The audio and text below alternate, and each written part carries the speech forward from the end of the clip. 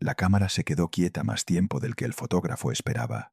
En 1893, en una franja de tierra fangosa al sur de Chicago, un hombre con un trípode demasiado pesado para una sola persona apuntó hacia un edificio que existiría menos de 6 meses más. La placa de vidrio detrás de su lente capturó algo que nadie pidió: el palacio iluminado de noche, con una sombra en la cuarta ventana del segundo piso que no se movió entre dos exposiciones. El fotógrafo lo anotó al margen de su libreta. La libreta sobrevivió. La sombra también, en cierto modo. El edificio no. Si te quedas con la imagen el tiempo suficiente, lo más extraño no es lo que se ve. Es lo que el catálogo de la Exposición Mundial Colombina nunca volvió a explicar. Antes de seguir, una aclaración pequeña y necesaria. La Exposición Mundial Colombina de Chicago, abierta entre mayo y octubre de 1893, fue uno de los eventos más fotografiados de su siglo. Charles Dudley Arnold tenía el contrato oficial, y eso significaba que cualquier otro fotógrafo profesional necesitaba permiso por escrito para entrar con equipo. Esa parte está en los registros. Lo que rara vez se cuenta es cuánta gente entró igual, con cámaras más pequeñas, con permisos prestados, con credenciales de prensa que ya no eran válidas. Algunas de esas placas existen todavía. Algunas pasaron por familias, por cajas de zapatos, por sociedades históricas regionales que no sabían bien dónde archivarlas. Y entre esas placas hay un grupo que nunca encajó del todo en la historia oficial del evento. El fotógrafo de quien estamos hablando no se llamaba Arnold. Su nombre aparece en una libreta de gastos de una pensión de la calle Wabash y en una nota al pie de un inventario parroquial de 1921, cuando su sobrina donó una caja. La caja tenía 39 placas de vidrio, una libreta, un sobre con recortes de periódico y un guante de algodón con manchas de revelador. La sobrina escribió en la etiqueta: fotografías del tío de la Feria Blanca, no abrir hasta saber dónde van. Nadie supo dónde iban.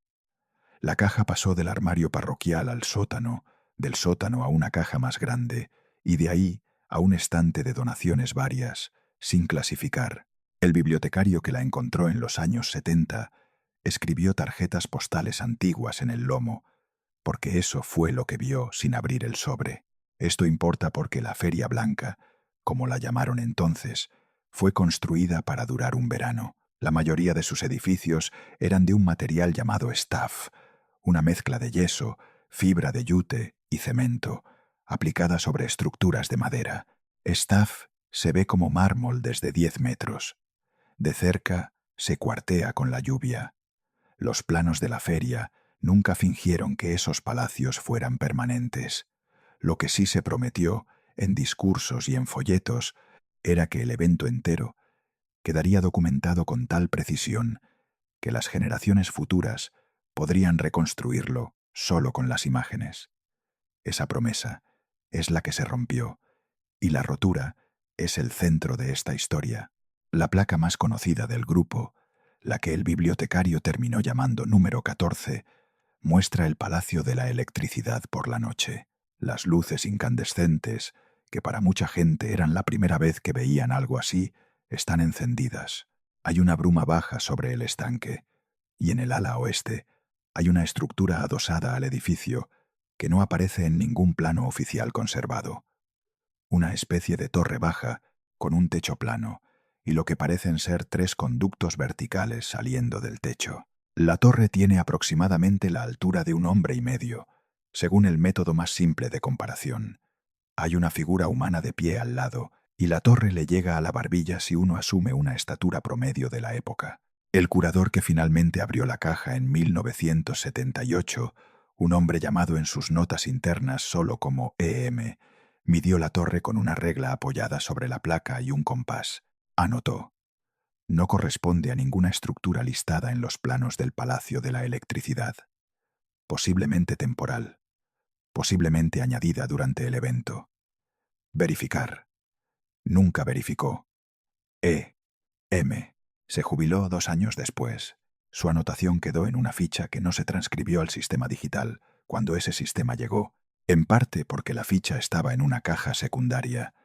en parte porque la placa había sido clasificada como vista nocturna, decorativa, y las vistas decorativas no recibían revisión técnica. Aquí es donde la pregunta cambia. La pregunta no es si el fotógrafo vio algo extraño. Vio muchas cosas extrañas, y eso solo significa que estuvo cerca. La pregunta es por qué la torre, claramente visible en la placa, no aparece en ninguna de las fotografías oficiales de Arnold del mismo edificio. Arnold fotografió el Palacio de la Electricidad al menos 17 veces durante los 6 meses de la feria. Sus encuadres son cuidadosos, frontales, simétricos. La torre del lado oeste no está en ninguno. O fue construida y desmontada en un lapso muy corto, o Arnold tenía instrucciones de no incluirla, o la torre estaba allí, pero los encuadres oficiales fueron elegidos para evitarla. Las tres posibilidades dejan rastros distintos, y los rastros, leídos juntos, no se anulan. El testimonio más temprano sobre la torre no viene de un ingeniero, viene de una mujer llamada Hattie Brennan, que trabajaba como acomodadora en el pabellón de Connecticut, justo al norte. Su carta a una hermana, fechada en agosto de 1893, describe una caseta del lado del edificio grande de luces, donde un señor con bata blanca subía y bajaba a horas raras.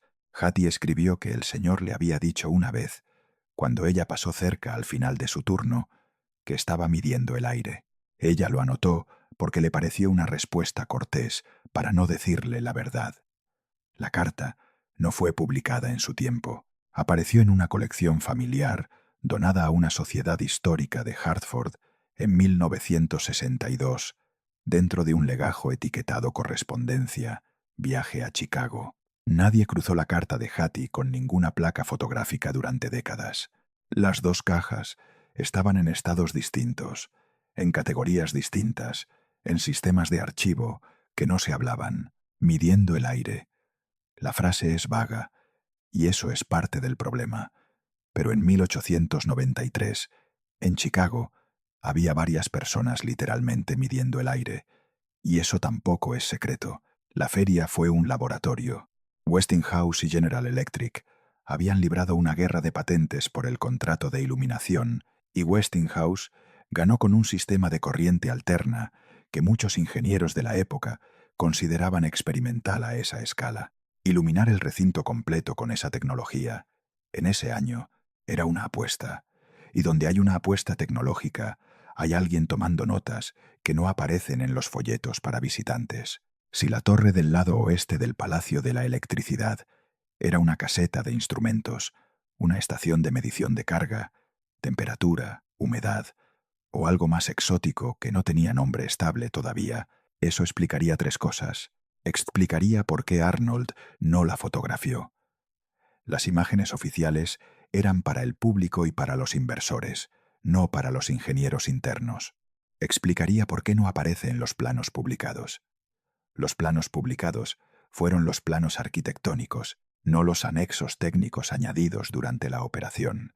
Y explicaría por qué Hattie vio a un hombre con bata blanca a horas extrañas. Las mediciones eléctricas más sensibles se hacían cuando el público se había ido y los generadores podían medirse contra una carga reducida. Pero esa explicación, por más limpia que suene, también deja un hueco. Con Naria, si la torre era una caseta técnica rutinaria, debería haber un registro de su construcción. La feria tenía un departamento de obras con su propia oficina de permisos internos. Cualquier estructura añadida a un edificio principal, incluso una caseta temporal, debía pasar por ese registro, aunque fuera para autorizar el suministro de materiales y la mano de obra. Los archivos del Departamento de Obras de la Exposición Colombina sobrevivieron solo parcialmente. Lo que sobrevivió está dividido entre la Newberry Library, la Chicago History Museum y una colección menor de la Universidad de Chicago. En ninguno de esos tres lugares aparece una orden de obra para una caseta adosada al lado oeste del Palacio de la Electricidad. Aparecen órdenes para casi todo lo demás. Para reforzar un balcón, para reparar una fuga, para añadir una rampa de servicio, para pintar una cornisa que se había manchado, pero no para la torre. Esto no prueba que la torre fuera secreta. Prueba que el registro de su construcción Si existió, no está donde debería estar. Esa diferencia importa, y voy a sostenerla en mente para el resto de la historia. Lo siguiente que encontró el fotógrafo, según su libreta, fue una placa rota, la número 19, según su numeración manuscrita. La rompió él mismo al guardarla, no por descuido, sino porque, según escribió, el negativo mostraba una cosa que no debía mostrar, y no supe qué hacer con ella. Esa frase, sola, podría ser melodrama, pero está escrita con la misma letra pequeña y ordenada, con la que el hombre anotaba el precio del revelador y la cantidad de agua usada. No era un hombre dado a la exageración. El fragmento más grande de la placa 19 sí sobrevivió, envuelto en papel encerado, dentro de la caja. Es un trozo de aproximadamente 10 por 15 centímetros. Muestra una esquina del Palacio de las Manufacturas y Artes Liberales, de noche, y en el cielo, a lo que parece ser unos 30 o 40 metros de altura sobre el techo, hay un objeto cuya forma es difícil de describir sin caer en una de dos trampas. O lo nombro y lo convierto en algo que no es, o lo dejo sin nombrar y lo convierto en mística. Voy a describirlo como lo describió el conservador en 1978, palabra por palabra: forma alargada, contorno irregular, sin estructura visible de sujeción, aproximadamente 2/3 de la longitud del techo visible en el encuadre. No corresponde a globos cautivos conocidos del evento. Verificar contra registros de demostraciones aéreas. El Palacio de las Manufacturas tenía un globo cautivo programado durante varias semanas de la feria. Eso sí está documentado. Y subía a unos 100 metros con pasajeros pagando. Pero el globo cautivo era esférico y tenía cables visibles. Lo de la placa 19 no era esférico y no se ven cables. Otra vez, esto no prueba nada por sí solo. Una placa fotográfica de 1893 tiene defectos de revelado, manchas químicas, errores de exposición que pueden parecer formas sólidas. Un técnico moderno mirando ese fragmento podría decir, con razón, que hay una docena de explicaciones triviales antes de llegar a una explicación interesante. Pero hay un detalle que no se explica con química. La libreta del fotógrafo, en la entrada correspondiente a la noche de esa toma, dice: «Lo vi antes de revelar». Él lo vio antes de revelar. La placa no inventó la forma. La forma estaba ahí cuando hizo la exposición. Una vez más, sostengo el hueco. No insisto. No lo convierto en una afirmación. Solo lo dejo en su sitio. La feria cerró el 30 de octubre de 1893, antes de lo planeado, después del asesinato del alcalde Carter Harrison Sr. 2 días antes. El cierre fue sombrío, los discursos finales se cancelaron y la demolición empezó casi de inmediato, no por una decisión cultural, sino porque los terrenos pertenecían a la ciudad y a un consorcio privado que necesitaba liberarlos. El fuego de enero de 1894 destruyó varios palacios antes de que las cuadrillas llegaran a desmontarlos. El fuego de julio del mismo año, durante la huelga de Pullman, destruyó la mayor parte de lo que quedaba. Para finales de 1894, la Ciudad Blanca era polvo, escombros y unas cuantas estructuras que se salvaron por estar lejos del fuego o por haber sido vendidas a particulares. El Palacio de la Electricidad ardió en el fuego de julio. La torre del lado oeste, si todavía estaba ahí, ardió con él. La caseta de Hattie también. El hombre con bata blanca, si era un ingeniero contratado, volvió a su trabajo regular en alguna empresa eléctrica del este, sin haber dejado un informe público sobre lo que estaba midiendo. Los informes técnicos internos de Westinghouse de ese período existen, pero son fragmentarios, y los archivos corporativos de las décadas siguientes pasaron por fusiones, reorganizaciones y traslados que dispersaron los documentos. La pregunta de qué se medía en aquella caseta puede tener una respuesta ordinaria, y esa respuesta puede estar todavía en algún anaquel mal etiquetado. Pero hay otro fragmento del expediente que cambia la temperatura de la historia. En febrero de 1894, un mes después del primer fuego, un periódico de Pittsburgh publicó una nota corta, de 3 párrafos, sobre un ingeniero llamado Lambert, que regresaba a su ciudad tras concluir tareas de instrumentación en Chicago. La nota mencionaba, casi de paso, que el ingeniero había estado evaluando la respuesta del cuerpo humano a las concentraciones de luz eléctrica nocturna en espacios cerrados. La frase es extraña para 1894. La idea de que la luz eléctrica afecta al cuerpo no era todavía un campo establecido, pero la nota está ahí, en una columna de regresos y nombramientos, impresa en tinta sobre papel, archivada en el microfilm de la Carnegie Library. Lambert nunca publicó un informe formal. Su nombre aparece 2 veces más en periódicos del Medio Oeste durante esa década, ambas veces en contextos triviales. Una boda, un cambio de domicilio. Si Lambert era el hombre de la caseta, lo que medía no era la corriente, era a la gente. Aquí conviene un paso atrás escéptico, porque el momento lo pide. La explicación más sencilla de todo esto es la siguiente. Un fotógrafo aficionado con permiso prestado tomó fotos de la feria. Algunas placas salieron bien, otras tienen defectos. Vio una caseta técnica que no le interesó a Arnold porque era fea. Escuchó rumores sobre experimentos eléctricos porque toda la feria era un rumor de experimentos. Un ingeniero llamado Lambert hizo trabajo de instrumentación rutinario y un periodista provincial adornó la nota porque las descripciones técnicas no vendían periódicos. La placa 19 tiene un defecto químico. La carta de Hattie es una observación amable de una trabajadora cansada, y los archivos del Departamento de Obras están incompletos porque casi todos los archivos de eventos temporales del siglo XIX están incompletos. Esa explicación funciona. Tiene una sola falla. Si todo eso es rutinario, debería existir al menos un documento que cierre el caso. Un permiso de obra que diga caseta de medición, sector E12, un informe técnico de Westinghouse que diga instrumentación adicional, Palacio de la Electricidad, mayo a octubre. Un seguimiento del periódico de Pittsburgh con el resultado de las evaluaciones de Lambert. Una entrada en el inventario de Arnold que diga imágenes del lado oeste, no incluidas por instrucción de cliente. Cualquiera de esos cierres normales convertiría la historia en aburrida. Ninguno existe. Lo que existe es una caja en una parroquia, una carta en Hartford, un fragmento roto envuelto en papel encerado y una nota de 3 párrafos en un periódico de Pittsburgh. Las piezas están en 4 lugares distintos, en 4 categorías distintas, y nadie las puso en la misma mesa hasta que el conservador M. abrió la caja en 1978 y dejó una ficha que tampoco viajó al sistema nuevo. Esto es lo que en otros archivos se llama silencio por dispersión.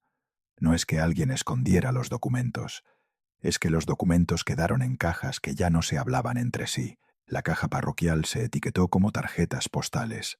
La carta de Hattie se etiquetó como correspondencia familiar. La nota de Pittsburgh se etiquetó como movimientos profesionales. El fragmento técnico ni siquiera llegó a la categoría de instrumentación, porque cuando los archivos de Westinghouse se reorganizaron en los años 40, esa subserie completa fue absorbida en una carpeta más grande titulada Iluminación, Pruebas de campo, varios. Cualquiera que buscara la caseta del Palacio de la Electricidad no encontraría nada, porque la caseta no era ya un objeto en el catálogo. Era un fragmento debajo de un nombre que no sugería su existencia. El patrón aparece en otros lugares de la feria. Hay una serie de placas no oficiales del edificio de la mujer, donadas por la familia de una asistente, que muestran una pequeña sala lateral con instrumentos de medición de presión arterial. Esa sala no aparece en los planos publicados del edificio. Aparece, brevemente, en una memoria privada de Berta Palmer, en una frase que dice: «El doctor instaló su gabinete y luego no se habló más del asunto». Hay también un grupo de fotografías del pabellón de antropología que muestra vitrinas con objetos que no figuran en el catálogo final del pabellón. Los objetos no eran controvertidos en sí mismos. Lo controvertido es que no fueron registrados. Llegaron, se exhibieron, se fueron, y nadie escribió de dónde habían venido ni a dónde fueron después. La feria entera, vista desde sus márgenes, parece menos un evento documentado y más un evento parcialmente documentado y parcialmente vivido. Lo que entró en los libros oficiales fue una versión seleccionada, lo que pasó en los pasillos laterales, en las casetas anexas, en las salas que se montaron una semana y se desmontaron a la siguiente, dejó rastros solo en cartas, en placas no oficiales, en cajas que viajaron por familias y parroquias durante 70 u 80 años antes de aterrizar en estantes mal etiquetados. Y aquí es donde la frase de la carta de Hattie regresa, midiendo el aire. Si la torre del lado oeste estaba midiendo la respuesta del cuerpo a la luz eléctrica nocturna, en un edificio donde miles de personas pasaban cada noche, por primera vez, bajo lámparas incandescentes a esa escala, entonces el experimento no era sobre electricidad, era sobre los visitantes. La exposición colombina fue, entre otras cosas, una de las primeras concentraciones masivas de seres humanos expuestos durante horas a iluminación eléctrica artificial intensa. Antes de 1893, casi nadie había pasado 6 horas seguidas bajo luz eléctrica. La feria era el primer lugar del mundo donde eso era rutinario. Si alguien estaba tomando notas sobre los efectos, esas notas serían, en sentido estricto, los primeros datos de campo sobre algo que hoy llamaríamos exposición lumínica nocturna prolongada. Esto no es una afirmación, es una posibilidad consistente con los fragmentos disponibles. Lambert, si existió como ingeniero de instrumentación, podría haber estado anotando temperaturas de piel, tiempos de adaptación visual, frecuencia de quejas en las casetas de auxilio, la caseta lateral del Palacio de la Electricidad, si era su estación, podría haber sido el punto de calibración de instrumentos que se llevaban a otros edificios, y la ausencia de un informe final podría no ser un encubrimiento, sino algo más simple y más triste. El contrato terminó cuando la feria cerró. El fuego destruyó la caseta antes de que se desmontara ordenadamente, y los datos parciales se quedaron en cuadernos que nadie supo a qué cajón pertenecían. Esa es la posibilidad benigna. La posibilidad menos benigna es que alguien, en algún momento del año siguiente, decidió que un proyecto de medición de efectos corporales de la luz eléctrica, llevado a cabo sin consentimiento informado de millones de visitantes, no era algo que conviniera publicar. No hizo falta una conspiración. Bastó con que un ejecutivo joven, ordenando papeles tras la muerte de un proyecto, decidiera que la carpeta, instrumentación, respuestas humanas, entraba mejor en iluminación. Pruebas de campo, varios, un cambio de carpeta, un nombre menos específico, y el experimento, en términos de archivo, dejó de existir. Eso es lo que la historia ordinaria hace con lo extraño. No lo destruye, lo reclasifica. Volvamos a la placa. La número 14, la del Palacio de la Electricidad de noche, está hoy en una caja archivística de cartón ácido neutro, en una bóveda climatizada en algún sótano del Medio Oeste, cuya dirección no conviene precisar. La caja tiene una etiqueta nueva, hecha en los años 90, que dice Exposición Colombina, vistas no oficiales, lote 14 hasta 39. La ficha del catálogo digital la describe como vista nocturna, Palacio de la Electricidad, autor desconocido.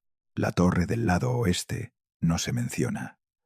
La sombra en la cuarta ventana del segundo piso, tampoco. El fragmento de la placa 19 está en una bolsa separada, en la misma caja, con su propia ficha que dice fragmento, daño físico, contexto incierto. La sobrina del fotógrafo murió en 1953. La parroquia donó su archivo en los años 60. El bibliotecario que clasificó la caja como tarjetas postales se jubiló en 1981. E.M. murió en 1996, sin haber retomado su nota. La carta de Hattie está en Hartford. La nota de Pittsburgh está en microfilm. Los archivos de Westinghouse están repartidos entre 3 instituciones que tienen políticas distintas de acceso. Para reunir las piezas, hace falta saber dónde buscar, y para saber dónde buscar, hace falta saber primero que las piezas existen. Esto es lo que sobrevivió. Un edificio que duró 6 meses. Una caseta que duró menos. Un fotógrafo cuyo nombre completo nadie ha terminado de reconstruir. Una asistente que escribió a su hermana sobre un hombre con bata blanca, un ingeniero del que solo conocemos un apellido, y un retorno a Pittsburgh, una caja en una parroquia, una placa que el fotógrafo rompió a propósito y guardó igual, un periódico de 3 párrafos, una ficha que no se transcribió. La feria prometió que las generaciones futuras la podrían reconstruir con precisión a partir de las imágenes. La promesa se cumplió para los edificios principales, para los discursos, para las multitudes en los días buenos.